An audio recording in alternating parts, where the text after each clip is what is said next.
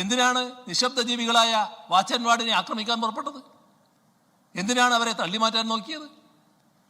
അവരുടെ കൂട്ടത്തിലുള്ള സ്ത്രീ വനിതാ വാച്ച് ആൻഡ് വാർഡിന് നേരെ തള്ളുന്ന കാഴ്ച കണ്ടല്ലോ സർ.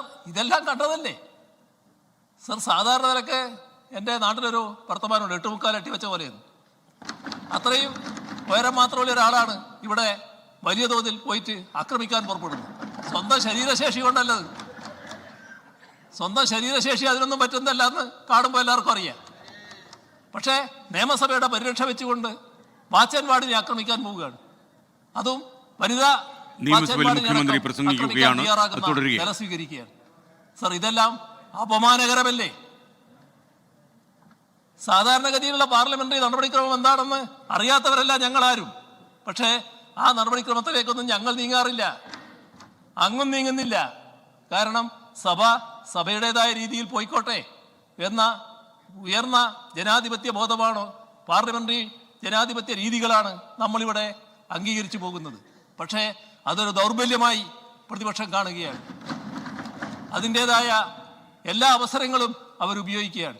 ഇത് തീർത്തും അപലപനീയമായ കാര്യമാണ്, ഒരു തരത്തിലും അംഗീകരിക്കാൻ കഴിയാത്ത കാര്യമാണ്. മറ്റ് കൂടുതൽ കാര്യങ്ങളിലേക്ക് ഞാനിപ്പോൾ കടക്കുന്നില്ല. അങ്ങ് ഇക്കാര്യത്തിൽ ഉചിതമായ നിലപാട് സഭയുടെ മുൻപാകെ അവരടക്കമുള്ളപ്പോൾ വെളിവാക്കേണ്ടി വരുമെന്നാണ് എനിക്ക് തോന്നുന്നത്. ബഹുമാനപ്പെട്ട മുഖ്യമന്ത്രിയുടെ കാര്യങ്ങൾ പരാമർശിച്ചു. പ്രതിപക്ഷത്തിനും ഭരണപക്ഷത്തിനും മാത്രമല്ല, സ്പീക്കർക്കും ചെയറിനും അവകാശമുണ്ട് ജനാധിപത്യം. ഇന്നലെയും മിനിഞ്ഞാന്നുമായി സ്പീക്കറുടെ അവകാശമാണ് സ്പീക്കർ അംഗങ്ങളെ കാണുക, അംഗങ്ങൾക്ക് തിരിച്ച് സ്പീക്കറുടെ ചെയറിനെ കാണുക. നിർഭാഗ്യവശാൽ 2 ദിവസം പൂർണ്ണമായും സ്പീക്കറുടെ മുഖം മറച്ചുകൊണ്ടാണ് പ്രതിഷേധം രേഖപ്പെടുത്തിയത്. ഗവൺമെൻറ്റിന് സഭ നടത്തിക്കൊണ്ടുപോകണമെന്ന് ആവശ്യപ്പെട്ടാൽ സ്പീക്കർ കോൺസ്റ്റിറ്റ്യൂഷണൽ ഒബ്ലിഗേഷനാണ്. സ്പീക്കർ എന്ന പദവിയുടെ കോൺസ്റ്റിറ്റ്യൂഷണൽ ഒബ്ലിഗേഷൻ്റെ ഭാഗമാണ് സഭാ സമ്മേളനം നടത്താൻ ശ്രമിച്ചത്. സഭാ സമ്മേളനം പൂർണ്ണമായും തടസ്സപ്പെടുത്താതിരിക്കാൻ വേണ്ടി 2 ദിവസം തടസ്സപ്പെട്ടപ്പോൾ ഇന്ന് കക്ഷി നേതാക്കളെ വിളിച്ചു 8:30 മണിക്ക്. കക്ഷി നേതാക്കൾ പ്രതിപക്ഷത്തിൻ്റെ ഭാഗത്ത് ആരും പങ്കെടുത്തില്ല. സമവായത്തിലൂടെ സഭ നടത്തിക്കൊണ്ടുപോകാനാണ്, അതിനും അവർ ശ്രമിച്ചില്ല. സഭ നടത്തണമെന്ന് ഗവൺമെൻറ് ആവശ്യപ്പെട്ടാൽ നടത്തേണ്ട ഉത്തരവാദിത്വം സ്പീക്കർക്കും ചെയറിനുമുണ്ട്. അതിൻ്റെ ഭാഗമായാണ് ഇന്ന് വാച്ച് ആൻഡ് വാർഡ് ഫ്ലോറിലിറങ്ങി വളരെ ശാന്തമായി സഭാ സമ്മേളനം നടത്താൻ വേണ്ടി പ്രതിപക്ഷത്തോട് സഹകരിക്കുകയായിരുന്നു. പക്ഷെ ഒരു തരത്തിലും സഹകരിക്കാതെ മറ്റു വിഷയങ്ങൾക്ക് പോകുന്ന സമീപനമാണ് സ്വീകരിച്ചത്. ഇത് ജനാധിപത്യത്തിന് ഭൂഷണമല്ല. ഇന്നാണെങ്കിൽ ഇന്നലെയും ഇന്നുമായി നിരവധി വിദ്യാർത്ഥികൾ കേരളത്തിൻ്റെ പല ഭാഗത്ത് സഭാ സമ്മേളനം കാണാൻ വന്നു. അവിടെ വളരെ അച്ചടക്കത്തോടെ അവർ പ്രതീക്ഷിക്കുന്നത് കേരള നിയമസഭ വളരെയധികം നിയമങ്ങൾ നിർമ്മിക്കുന്ന നല്ല രീതിയിൽ പോകുന്നൊരു സഭയാണ്. അങ്ങനെ തന്നെയാണ്, ഇപ്പോഴും അങ്ങനെ തന്നെയാണ്. പക്ഷേ നിർഭാഗ്യകരമായി ഇന്നലെ അവർ വന്നപ്പോൾ കണ്ടത് സ്പീക്കറുടെ മുഖം മറച്ചും സ്പീക്കർക്കെതിരെ നിയമസഭയിൽ കടുത്ത ഭാഷയിൽ തന്നെയാണ് പ്രതിപക്ഷത്തിൻ്റെ പ്രകടനത്തെ വിമർശിച്ചത്. ഇടയ്ക്ക് അദ്ദേഹം വികാരഭരിതമായി സംസാരിക്കുകയും ചെയ്തു. പ്രതിപക്ഷം ഭരണപക്ഷത്തെ സ്ഥാനത്തും അസ്ഥാനത്തും വിമർശിക്കുന്നതിൻ്റെ അസ്വാരസ്യവും അദ്ദേഹം പ്രകടമാക്കി. ആ പ്രസംഗത്തിലേക്ക് ഒന്നുകൂടി. സർ, ഇവിടെ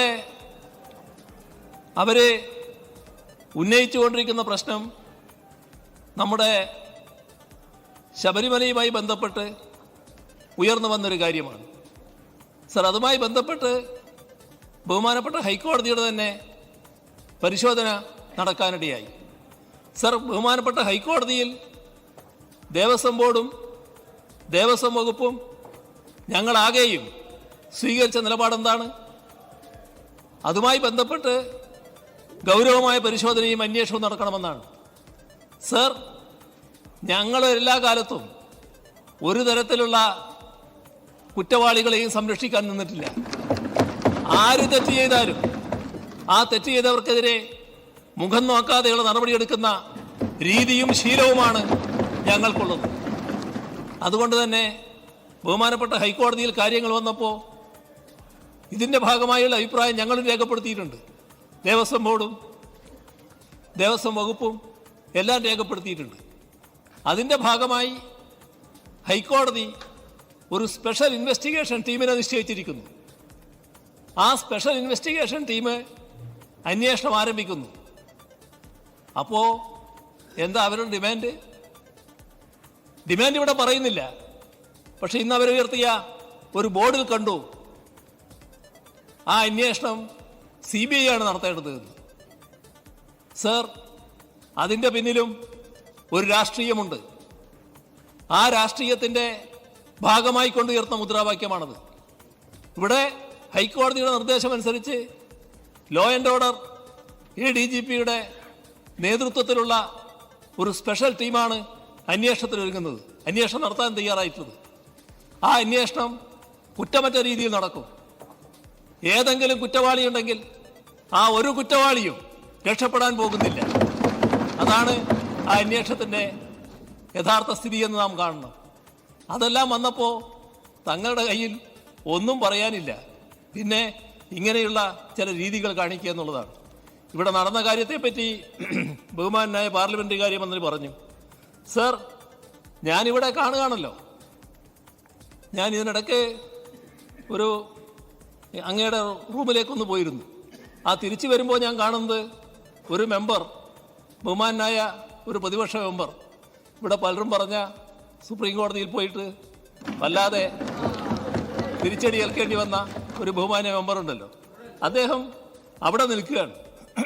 അപ്പോൾ ഞാനിങ്ങനെ ആശ്ചര്യപ്പെട്ടു, എന്താണ് ഇങ്ങനെ ഇദ്ദേഹം ഇവിടെ വന്ന് നിൽക്കുന്നത് അവിടെ അങ്ങോട്ട് കയറാൻ പറ്റുന്ന മട്ടിലാണ്. അത് കുറച്ച് കഴിഞ്ഞപ്പോൾ, ഞാനിവിടെ വന്നിരുന്ന് കഴിഞ്ഞപ്പോൾ മെല്ലെ ചാടി അങ്ങോട്ട് കയറുന്ന നില വന്നു. 2-3 അംഗങ്ങൾ വന്ന് വാച്ച് ആൻഡ് വാർഡിനെ ആക്രമിക്കുന്ന നില കൊണ്ടു. സർ, ഞാനിവിടെ ഇരുന്ന് കാണുകയാണ്. ഒരു വാച്ച് ആൻഡ് വാർഡായാലും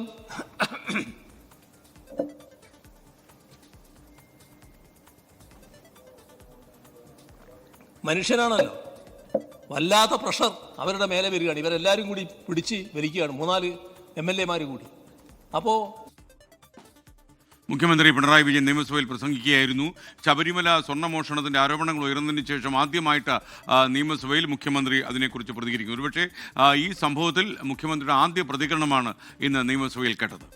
ലോകത്തെവിടെയായാലും ഏത് സമയത്തും 24 വാർത്തകളും ഓഗ്മെന്റഡ് റിയാലിറ്റി പാക്കേജുകളും എക്സ്പ്ലെയിനറുകളും വിശദമായി കാണാൻ ഞങ്ങളുടെ യൂട്യൂബ് ചാനൽ നിങ്ങൾക്ക് സബ്സ്ക്രൈബ് ചെയ്യാം.